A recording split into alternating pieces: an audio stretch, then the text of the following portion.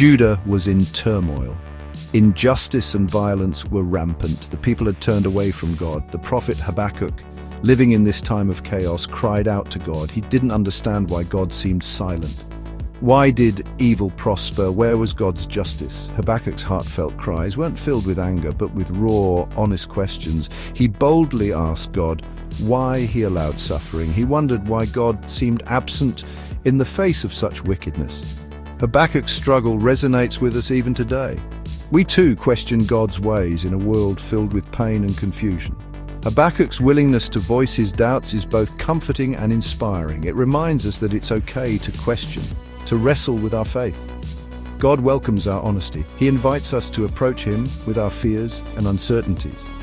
Habakkuk's example teaches us that true faith isn't about blind acceptance, but about engaging with God in the midst of our doubts.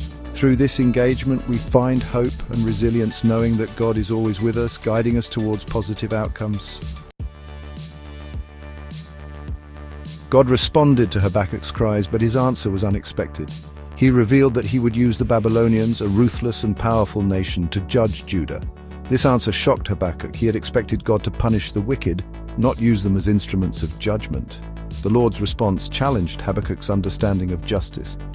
How could God use a nation even more wicked than Judah to enact his plan?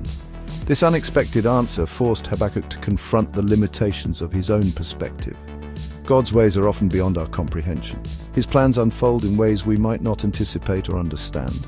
The Lord's answer to Habakkuk reminds us that God is in control, even when his methods seem harsh or confusing. He uses even seemingly negative circumstances to accomplish his purposes. Through these challenges, we grow stronger and our faith deepens. Facing the unexpected can lead to profound strength and growth.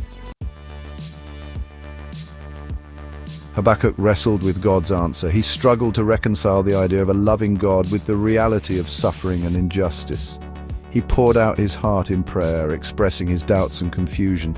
Yet, even in his struggle, Habakkuk clung to his faith. He reminded himself of God's past faithfulness, of his power and might.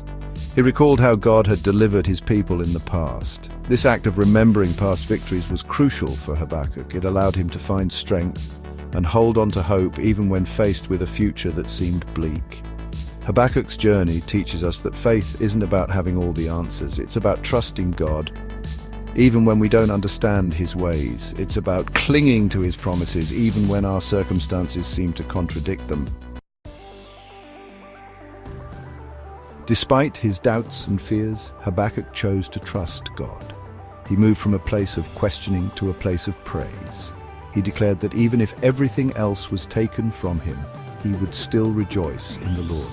This declaration of faith is one of the most powerful passages in the book. Habakkuk's story reminds us that true faith is a choice. It's a choice we make every day.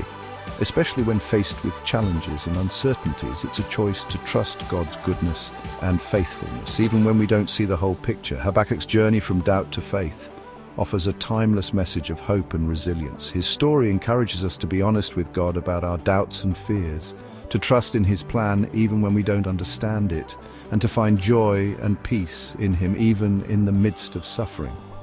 It's a message that resonates deeply in our own world, a world often filled with uncertainty and pain.